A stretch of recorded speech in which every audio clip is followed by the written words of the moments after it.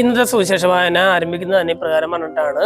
ഇത് മനസ്സിലാക്കിയ യേശു അവിടുന്ന് പിൻവാങ്ങി. ഏത് മനസ്സിലാക്കിയ യേശു? അതായത് ഇപ്രകാരം പറയുകയാണ്, യഹൂദർ എങ്ങനെയെങ്കിലും ഈശോയെ ഇങ്ങനെ നശിപ്പിക്കാനായിട്ട് കാരണങ്ങൾ അന്വേഷിച്ചുകൊണ്ടിരിക്കുകയാണ്. ഓരോരോ പഴുത് അന്വേഷിച്ചുകൊണ്ടിരിക്കുന്നു. ഇത് മനസ്സിലാക്കി ഈശോ അവിടുന്ന് പിൻവാങ്ങുകയാണ്. ആ ഒരു സെനാരിയോയിൽ നിന്ന് ഈശോ പതുക്കെ പിൻവലിയുകയാണ്. ആളുകൾ എന്ത് ചെയ്യുന്നു? ആളുകൾ ഈശോയുടെ മഹത്വം മനസ്സിലാക്കിയിട്ട് ആളുകൾ ഈശോയുടെ പിന്നാലെ പോവുകയാണ്, അല്ലെ? ഈ തേനുള്ളിടത്ത് വണ്ടുകൾ വന്നെത്തും എന്ന് പറയുന്നത് പോലെ തന്നെ ഈശോയുടെ അടുത്ത് ചെന്നാൽ സൗഖ്യം ലഭിക്കുമെന്ന് അറിഞ്ഞതുകൊണ്ട്, അല്ലെങ്കിൽ ഈശോയിൽ എന്തോ ഒരു പ്രത്യേകത ഉണ്ടെന്ന് മനസ്സിലാക്കിയ ആളുകൾ ഈശോയുടെ പിന്നാലെ പോവുകയാണ്. ഈശോയുടെ പരിശുദ്ധി മനസ്സിലാക്കിയ ആളുകൾ ഈശോയുടെ പിന്നാലെ പോകുന്നു. അവരെ എല്ലാം അവൻ സുഖപ്പെടുത്തി എന്ന് പറയുകയാണ്.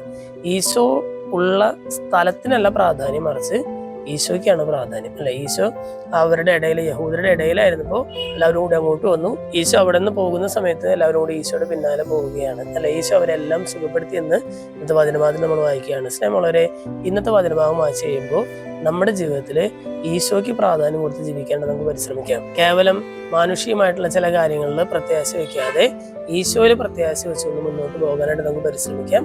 ദൈവം നമ്മെല്ലാവരെയും സമൃദ്ധമായിട്ട് അനുഗ്രഹിക്കും.